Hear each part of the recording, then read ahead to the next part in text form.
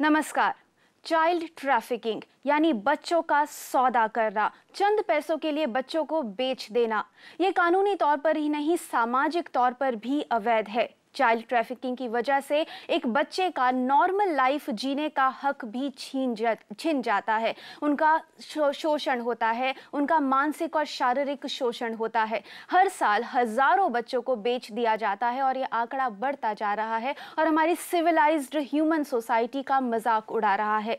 कैसे हम child trafficking को रोकें और आप अपनी तरफ से क्या कदम उठा सकते हैं इसको रोकने के लिए, आज इसी के बारे में हम जागो में बात करेंगे।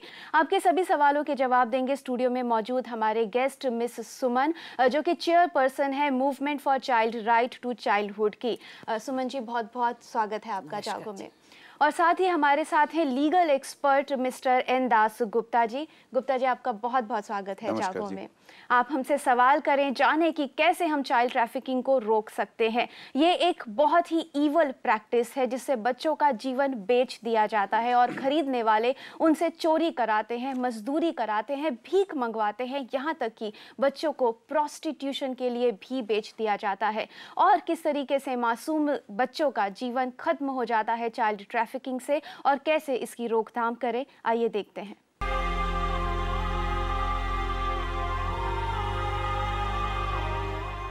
बच्चों का बढ़ता अवैध व्यापार हमारे देश में ही नहीं बल्कि दुनिया भर में एक बड़ी और गंभीर समस्या बनकर उभरा है, जिसकी वजह से बच्चों की सुरक्षा पर से सवाल उठने लगे हैं।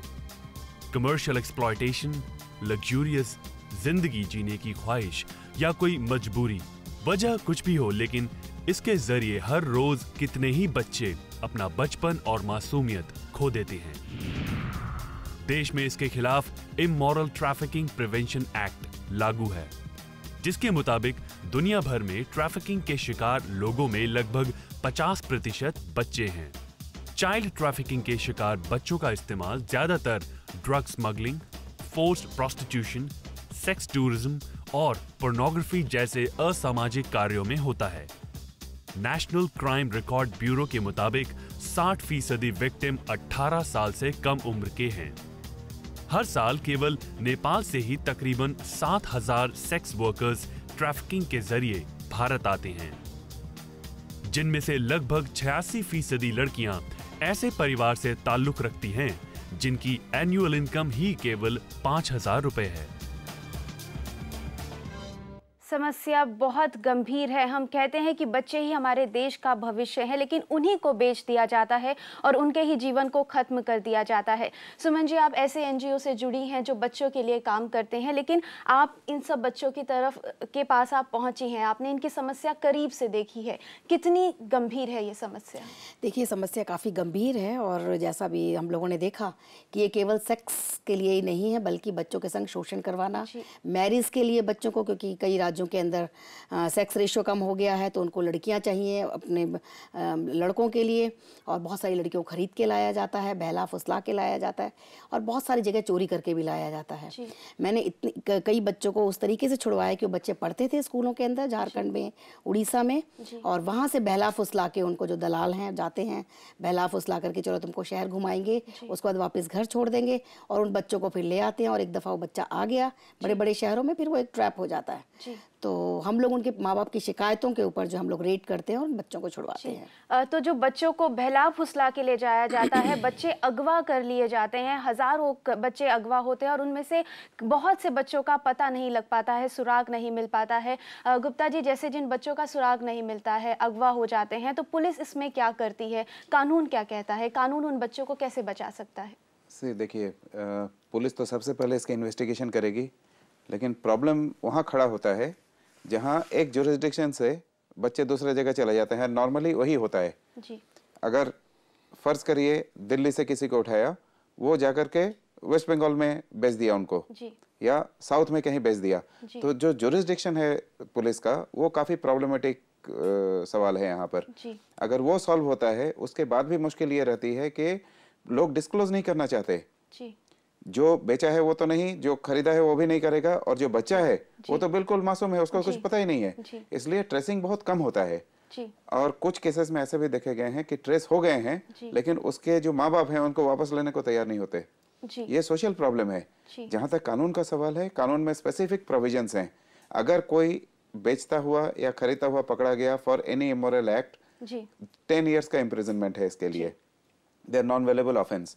Mostly it is for prostitution and mostly it is for begging and child labour. इस चीज, ये 3 कारण के लिए मेनली काम किया जाता है। यानी जो सोसाइटी है, जो हम लोग हैं, जो सिटीजन्स हैं, उन्हीं का ये बहुत बड़ा सोशल ड्यूटी बनती है कि आप रिपोर्ट करें। सज़ा है लेकिन आवाज़ आपको उठानी होगी। अगर आप किसी बच्चे को भीख मांगते हुए देखते हैं या आपको लगता है कि उसका शोषण हो रहा है, आप ढाबों पर देखते हैं कि बच्चे ही सर्विंग करते हैं, वहाँ पे काम करते हैं, ऐसे अगर आप किसी बच्चे को देखते हैं तो आपको सिर्फ एक फ़ोन कॉल करना है, आपको सिर्फ एक कदम उठाना है। आप फ़ोन कर सकते हैं 1098 पर। ये चाइल्ड लाइन हेल्पलाइन होती है। आप इस पर फ़ोन करेंगे तो ये जो हेल्पलाइन है ये सिर्फ बच्चों के लिए काम करती है। तुरंत एक्शन लिया जाता है, इमरजेंसी केसेस में एक्शन लिया जाता है। नंबर है 1098। आपको सिर्फ एक कॉल करना है, कदम उठाना है, आपको रिपोर्ट करना बहुत ज़रूरी है, क्योंकि जब तक आप नहीं बताएंगे, आप कदम नहीं उठाएंगे तो हम इस समस्या को जड़ से ख़त्म नहीं कर सकते। सुमन जी, हमने प्रोस्टिट्यूशन की बात की, ये बहुत बड़ा शब्द है और वहाँ पे जब हम बच्चे देखते हैं, यहाँ ये माना जाता है एक सर्वे के मुताबिक कि 1/3 जो प्रोस्टिट्यूशन में लोग होते हैं उसमें बच्चे होते हैं। तो वहाँ पर आपने देखा कि ये प्रॉब्लम है, तो वहाँ से आपने बच्चों को कैसे निकाला और किस तरीके से एक आम इंसान अगर इस तरीके से होते हुए देखता है तो वो क्या कदम उठा सकता है? देखिए, जैसे अभी बताया गुप्ता जी ने कि हमारे पास कानून है और ख़ास तौर से प्रोस्टिट्यूशन के लिए तो हमारे पास बहुत ही अच्छा इमोरल ट्रैफिकिंग एक्ट है और उस एक्ट के तहत आपको सिर्फ कंप्लेन करना होता है पुलिस में और डीएम एसडीएम को आपको इन्वॉल्व करना होता है और उनकी ड्यूटी है कि वो तुरंत जो है उस जगह पर छापा मारे और छापा मार के उस बच्चे को छुड़ाए। छुड़ाने के बाद उसका पुनर्वास और उसके लिए फिर आगे प्रयास होता है। तो बाकायदा छापामारी के बाद उन बच्चों को एक सर्टिफिकेट मिलता है, रिलीज सर्टिफिकेट जिसको कहा जाता है। तो वो एक बहुत जो इमीडिएट एक्शन लिया जाता है और हम लोग भी जो बच्चों को छुड़ाते हैं सिर्फ इसी के तहत छुड़ाते हैं। हम लोग के आंदोलन में बहुत सारे एनजीओज हैं जो डायरेक्टली इस पे काम कर रही हैं। डायरेक्टली इनडायरेक्टली सभी काम करते हैं, लेकिन ये हमारी ड्यूटी पहले बनती है कि हमें कॉल करना है। जैसे कि हमने नंबर बताया 1098, आप इसको याद करें। अगर ये नंबर भी आपको याद नहीं है तो पुलिस को कॉल करें, लेकिन कंप्लेंट जरूर करें। दिल्ली से हमें कॉल किया है अतुल ने। अतुल जी कहिए। हेलो जी। हाँ जी मैम, ये सवाल है, जैसे हमारे यही मार्केट में बच्चे जैसे काम करते हैं तो उनसे गंदा ट्रीट किया जाता है काफी, तो उसको कैसे रोका जाए? जैसे आपने जो नंबर बताया इस पे तो ये कॉल ही नहीं मिलती, नंबर ही नहीं मिलता। वैसे तो 1098 कई बार ट्राई किया है। अतुल जी, ये बहुत अच्छी बात है कि आपने अगर ऐसा कुछ होते हुए देखा तो आपने ये नंबर डायल किया, आपने कोशिश ज़रूर की। लेकिन अगर इस नंबर पे आपको रिस्पांस नहीं मिलता है तो आप पुलिस को कॉल कीजिए। आप 100 नंबर मिलाइए, आप वहां जाइए और उस वहां का एड्रेस और ये कंप्लेंट कीजिए कि आपने कितने बच्चों को देखा है। तुरंत एक्शन ज़रूर होगा। और साथ ही आप एक काम करें कि जब आप कंप्लेंट करते हैं, 100 नंबर पर भी करते हैं, तो आपको एक रेफरेंस नंबर मिलता है, आप उसको लिखिए तो आप उसको आगे फॉलो अप भी कर सकते हैं और आप एक बिल्कुल बहुत ही रिस्पॉन्सिबल नागरिक का जो एक ड्यूटी है वो आप निभा सकते हैं। जैसा कि अतुल जी ने कहा कि नंबर ऐसे नहीं मिलता है, 100 नंबर मिला देते हैं। इन्होंने ये तो जागरूक हैं, इन्होंने आगे ये बढ़े। लेकिन बहुत अच्छी बात से उन्होंने कही है और आपने भी कहा, ठीक कहा कि 100 नंबर में आप डायल करिए। अगर वो भी सफिशिएंट नहीं है तो वहाँ का जो लोकल पुलिस स्टेशन है वो जाकर के वहाँ रिपोर्ट दर्ज कर सकते हैं इसके खिलाफ और वो दर्ज करेंगे। इन एडिशन टू दैट, उसके अलावा वो जो डीसीपी हैं, डीसीपी के पास अगर वो मैसेज भी भेजें, एसएमएस भी या ईमेल कर दें, that will be treated as an FIR. जी बिल्कुल। तो अतुल जी की तरह हम सभी को ये एक गुहार करेंगे कि आपको जरूर एक छोटा सा फोन करना है, सिर्फ आपको इन्फॉर्म करना है कि ये हो रहा है। तो इस तरीके का ये बहुत बड़ा दुष्कर्म है जो हमारी सोसाइटी में ये बढ़ता जा रहा है। आप इसको रोक सकते हैं, लेकिन आपको कदम जरूर उठाना होगा। अभी वक्त है एक छोटे से ब्रेक का, जल्द लौटेंगे।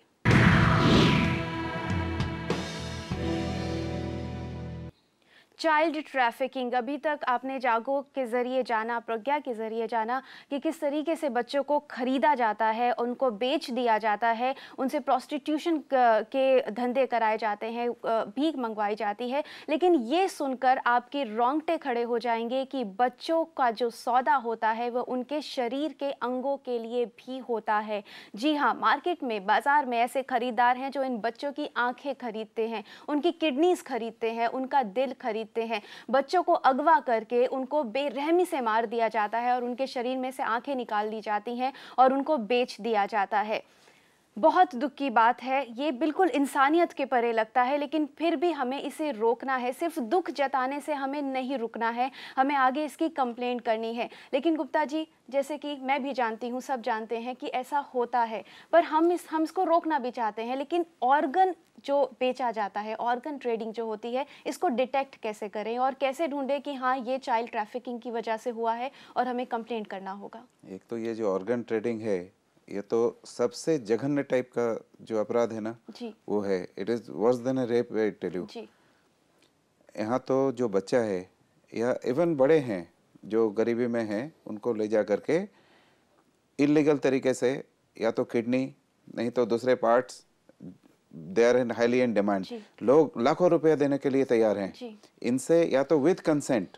ये ऐसा नहीं है कि हर समय जबरदस्ती होता है, विद कंसेंट भी होता है और छुपा कर भी होता है, छुप करके ही ज़्यादा होता है। तो जब ये निकाल लिए जाते हैं उसके बाद वो हाई प्राइसेस में बेचते हैं। अगर उनको पता लग गया किसी कारण से तो उनको पैसे दे करके दबा दिया जाता है। कुछ में तो ज़्यादातर केसेस में तो बच्चे मर जाते हैं, दोनों किडनीज निकाल लेते हैं। आप अगर किसी नर्सिंग होम में, प्राइवेट नर्सिंग होम्स में ये ज़्यादातर देखने को मिलता है, अगर आपको ऐसा लगता है कि वहाँ पर कोई भी ऐसा ऑर्गन है जो किसी बच्चे का है, या आपको ऐसा कहीं से पता लगता है कि किसी बच्चे का ऑर्गन किसी को लगाया गया है, तो एक बार इसकी छानबीन ज़रूर करें कि इसका सोर्स क्या है। ज़रा कोशिश करिए, और इसको भी अगर आप कंप्लेंट करेंगे, अगर आपको शक भी है तो उसका भी कंप्लेंट करें, लेकिन आवाज़ ज़रूर उठाएं। हम बार बार ये कहते हैं कि आपका एक छोटा सा कदम इसके लिए, इसकी रोकथाम में बहुत फायदेमंद हो सकता है। स्वाति ने हमें कॉल किया है। स्वाति जी, कहिए। हेलो जी स्वाति जी, नमस्कार जी। जी, जावेद माय फेवरेट शो। जी जी, जावेद माय फेवरेट शो करके फेवरेट जी जी जी स्वाति जी, हमें ये पूछना है, आपके शो में वो आते हैं डॉक्टर समीर मल्होत्रा जी क्या आप समीर मल्होत्रा को मेरे को प्लीज उनका क्लिनिक का एड्रेस दे देंगी? जी जी स्वाति जी, हम इसमें आपकी ज़रूर मदद करेंगे। शो के बाद आप हमें एक बार फिर कॉल कीजिए, हम उनका कॉन्टैक्ट नंबर आपको ज़रूर देंगे, और जैसे भी आपकी मदद हो सकती है, हम हमेशा, प्रज्ञा हमेशा तत्पर है आपकी किसी भी तरीके से मदद करने के लिए। हम आज बात कर रहे हैं चाइल्ड ट्रैफिकिंग की, बच्चों की सौदेबाजी की। हमने अभी बात की ऑर्गन ट्रेडिंग की और प्रोस्टिट्यूशन, और इन सब चीज़ों में कितने बच्चे, मतलब ये आंकड़ा बढ़ता जा रहा है। तो अगर हम सिर्फ एक कॉल करते हैं तो इसका फॉलो अप कैसे किया जाए? और ज़्यादातर ऐसा होता है कि कंप्लेंट हो जाती है, लेकिन जो लोग कंप्लेंट करते हैं वो ही आगे कोऑपरेट नहीं करते हैं। बिल्कुल, ऐसे में क्या ये बहुत कॉमन प्रॉब्लम है। इसमें तो सबसे पहली बात है कि सोसाइटी जो है ना, जो एटलीस्ट पढ़े लिखे लोग हैं, उनको तो जागरूक होना पड़ेगा इसके बारे में। अब पुलिस में कंप्लेंट हो गई, पुलिस के पास दो कारण होता है, एक तो उनके पास बोझ बहुत ज्यादा है, काफी काम है, उनके पास समय नहीं होता, और कभी समय होता है तो भी वो जानबूझ करके इसमें आते नहीं हैं। अगर पुलिस एक्शन नहीं लेती है तो कानून साफ है, आप मजिस्ट्रेट के पास कंप्लेन कर सकते हैं। मजिस्ट्रेट के पास अगर कंप्लेन करें कि हमारा फॉलो अप नहीं हो रहा है, with the direction of the court उसके ऊपर एक्शन लिया जाएगा। अगर लोग इसको इस्तेमाल करेंगे तो कोर्ट एक्शन लेगी और इस पे नतीजा आता है। लेकिन हम फिर यही बात करेंगे कि नतीजा आता है, सज़ा मिलती है, और बहुत छोटा सा आपको काम करना है। आपको सिर्फ 1098 पर या फिर 100 नंबर पे कंप्लेंट करनी है। और जैसा कि गुप्ता जी ने बताया कि अब आप अगर सिर्फ एक ईमेल भी कर देते हैं तो वो भी एफआईआर के रूप में माना जाता है। सुमन जी, आपसे जानना चाहूँगी कि हम बहुत जगह पढ़ते हैं और सबसे ज़्यादा जो आंकड़े आते हैं वो हमारे भारत के तीर्थ जो स्थल है वाराणसी। आपको ये जानकर हैरानी होगी कि वाराणसी तीर्थ स्थल एक हब है चाइल्ड ट्रैफिकिंग का। वहां से सबसे ज्यादा बच्चे अगवा कर लिए जाते हैं और उनको बेच दिया जाता है, भारत में बेच दिया जाता है, बाहर कंट्रीज में, गल्फ कंट्रीज में बेच दिया जाता है। ये बहुत ही दुर्भाग्य की बात है। तो ऐसे तीर्थ स्थानों पर कैसे जाकर ट्रैक किया जा सकता है? देखिए, वहाँ पर जो सबसे बड़ी चीज़ है वही सिस्टम तो वही है हम लोगों का हर जगह पर, कि आपको जो है पुलिस को ही सीधा उसमें लेना पड़ेगा। हेल्पलाइंस जगह जगह पर खुली हुई हैं, हर सेंटर के ऊपर खुली हैं, तो आपको कंप्लेन वहीं पर करना होगा। ये इसका मैकेनिज्म है। और जहाँ तक भारत की बात है तो भारत को मैं कहूँगी एक ऐसी जगह है जहाँ से बच्चों को लाना ले जाना, मतलब यहाँ तक कि बांग्लादेश और जो आसपास के जो हमारे राज्य हैं वहाँ से भी पहले बच्चों को यहाँ लाया जाता है, उसके बाद ही वो इंटरनेशनल ट्रेडिंग के लिए या ट्रैफिकिंग के लिए ले जाए जाते हैं। तो एक बहुत काफ़ी मतलब भयानक समस्या है। और इसी के लिए सरकार ने एक स्पेशल सेल भी बनाया है पुलिस डिपार्टमेंट में, हेडक्वार्टर्स में अगर आप देखिए तो वो क्राइम ब्रांच है। और क्राइम ब्रांच की सोल जिम्मेदारी है कम से कम इस ट्रैफिकिंग के इशू पर, ह्यूमन ट्रैफिकिंग जो है उसमें बच्चे भी हैं और बड़े भी हैं, तो उसके लिए जो है सीधा वो डिपार्टमेंट रिस्पॉन्सिबल है। तो सीधा हम लोग वहाँ कंप्लेन करें। और तीर्थ स्थानों पर भी बहुत शर्म की बात है लेकिन होता है ऐसा, क्योंकि तीर्थ स्थान है, बहुत लोग आते जाते हैं, बच्चे बहुत बिछड़ते हैं, कई तरह की सिचुएशंस होती हैं और बच्चों को ले जाया जाता है। तो वहाँ पर भी हम लोग इसी तरीके का सिस्टम अडॉप्ट करें और वहाँ पे कंप्लेन करें। और अभी सरकार काफ़ी जागरूक हुई है, बच्चों के लिए अलग से कोर्ट भी बनने लगे हैं, मतलब जुवेनाइल जो कोर्ट्स हैं और नहीं उसके साथ स्पेशल ही कोर्ट्स भी, जुवेनाइल तो है, अभी जी। स्पेशल कोर्ट्स भी बनने वाला है, मतलब बनाए जा रहे हैं ताकि बच्चों को सुरक्षा मिल सके। दिल्ली के अंदर भी बहुत जल्दी खुलने वाला है, मार्च से शायद कई सारे कोर्ट खुलेंगे। और एक और जो चीज़ जो सबसे अच्छी जो है खासतौर से बच्चों के संदर्भ में, कि पुलिस स्टेशंस पर भी, जैसा अभी आपने बताया कि मतलब ओवरलोडेड है सारे, तो बच्चों के लिए स्पेशल 2 पुलिस ऑफिसर्स वहाँ पर रखे जाएंगे, वो सिविल ड्रेस में बैठेंगे और उसमें एक महिला और एक पुरुष।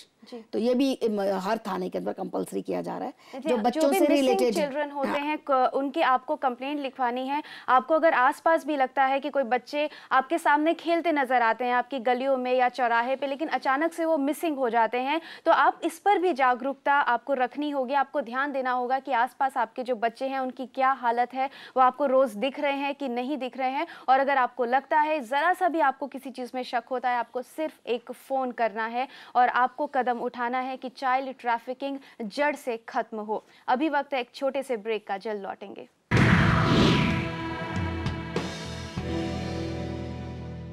बच्चों की सौदेबाजी, बच्चों को बेच देना, ऑर्गन्स के लिए बेच देना, प्रोस्टिट्यूशन के लिए बेच देना।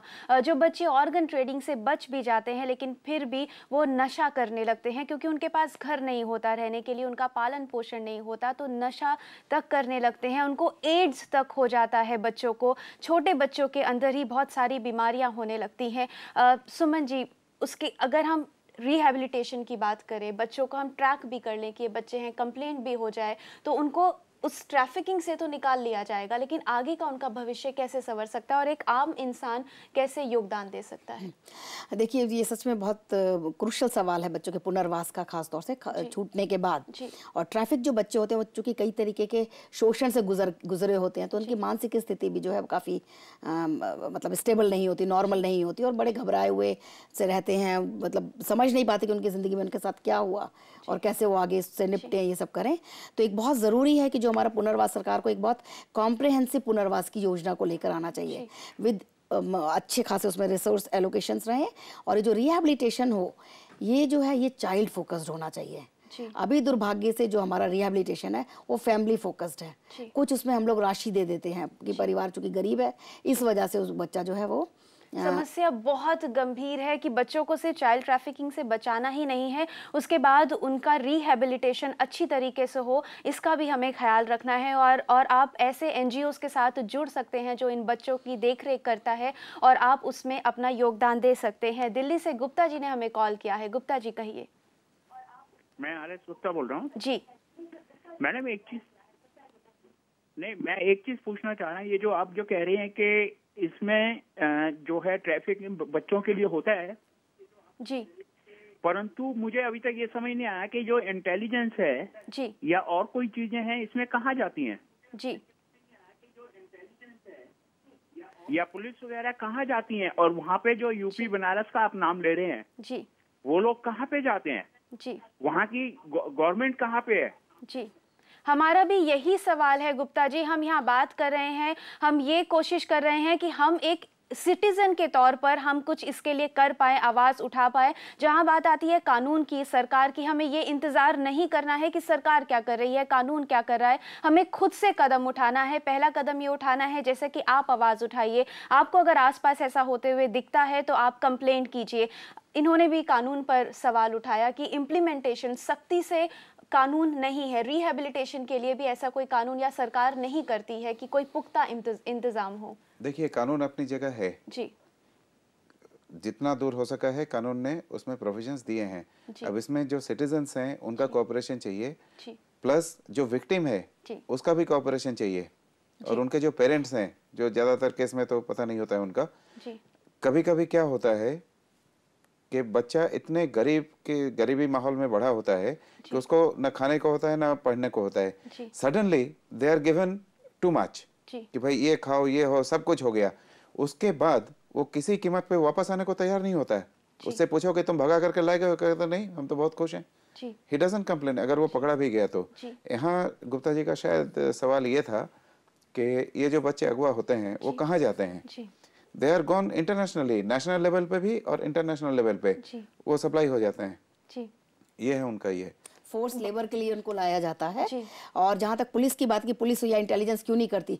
दुर्भाग्य ये है कि इस देश के अंदर सेंसस तो होता है, लेकिन किस गांव में कितने बच्चे हैं, कब वहाँ माइग्रेशन हो गया, कौन से बच्चे कहाँ चले गए, ऐसा कहीं कोई हमारे यहाँ सिस्टम नहीं है। अभी सिर्फ इस सेंसस से, जो अभी जो रिसेंट सेंसस हो रहा है, उसमें बाकायदा बच्चों के लिए अलग से फॉर्म भरे जा रहे हैं, किस परिवार में कितना। तो एक अच्छा मैं इनिशिएटिव कहूँगी। लेकिन इसके पहले का अगर आप आंकड़ा देखिए, बच्चों के बर्थ रजिस्ट्रेशन नहीं है तो कुछ पता ही नहीं चलता कि बच्चे कहाँ हैं और कौन क्या। कोई बड़ा वहाँ से गायब होता है, उसके लिए फिर भी शिकायत हो जाएगी। लेकिन अगर माँ बाप जाते हैं बच्चों की शिकायत करने कि हमारा बच्चा गायब है, तो एक माइंड सेट है सब लोगों का ये कि भाई गरीब का बच्चा है, अगर भाग गया तो चलो अच्छी बात है, या भूखों मर रहा था। दूसरा ये है कि अगर लड़की गायब है तो एकदम से जवाब छूटते के साथ जवाब पुलिस वाले देंगे, भाग गई होगी किसी लड़के के साथ, तो आवारा है तो अपने लड़के ध्यान रखना चाहिए। फिर भी नहीं रुकना है। हाँ, जैसे कि आपने बोला कि बिल्कुल। इस तरीके के सवाल आते हैं, परेशानियां आएंगी, लेकिन अगर आप अच्छाई करने के लिए निकलेंगे, अगर आप सच में आवाज उठाना चाहते हैं, तो आप इन सब सवालों का भी सामना करें, लेकिन कंप्लेंट करें। जिन बच्चों का दुर्भाग्य ये होता है कि अगर ये वापस आ भी जाते हैं, इनको ट्रैक भी कर लिया जाता है, फिर भी इनके माँ बाप इनको वापस एक्सेप्ट नहीं करते। इनका रिहैबिलिटेशन भी एक बहुत बड़ा इशू है और एक बहुत बड़ी जगह है जहाँ पर आप मदद कर सकते हैं। गुप्ता जी, आपका बहुत बहुत धन्यवाद जागो में शामिल होने के लिए। सुमन जी, आपका भी बहुत बहुत धन्यवाद कि जागो में आप आए और आपने इस इतने बड़े इशू, गंभीर इशू पर रोशनी डाली, और हमने कोशिश की कि हम लोगों को बता पाए कि आप किस तरीके से अपनी जिम्मेदारी निभा सकते हैं इन बच्चों के भविष्य को बचाने के लिए। इन बच्चों के हाथ में जो औजार है, उन औजार की जगह उनको ज़रूरत है खिलौनों की, उनको ज़रूरत है पढ़ाई करने की, बुक्स की, पेंसिल्स की, और ये मदद आप ही कर सकते हैं। अगर आप ये अच्छाई करेंगे, बच्चों के भविष्य को आप सुधारेंगे, तो ये अच्छाई आपके खुद के बच्चों के भविष्य में जरूर काम आएगी। आज जागो में सिर्फ इतना ही।